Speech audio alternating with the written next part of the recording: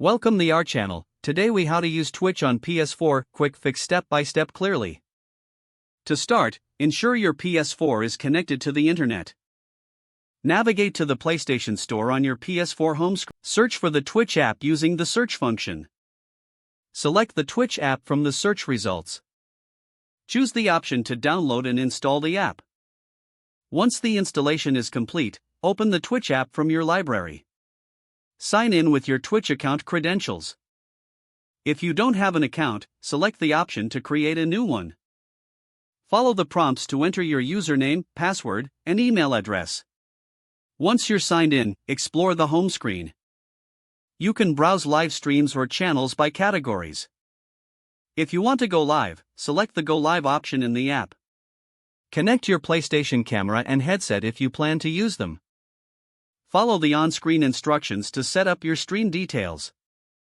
Choose the game you want to stream from your library.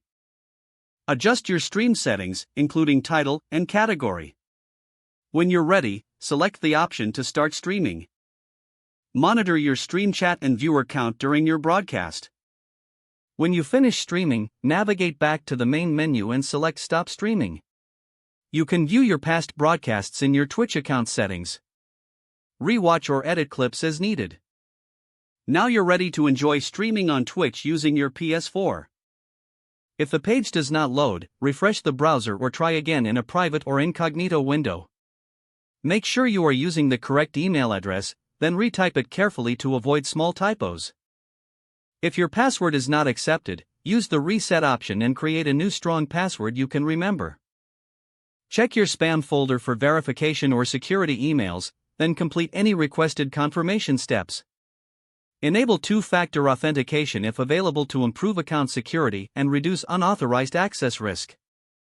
After signing in, review your profile details so your contact information and settings are accurate and current. If you see an error message, note it down and try again after restarting your device and internet connection.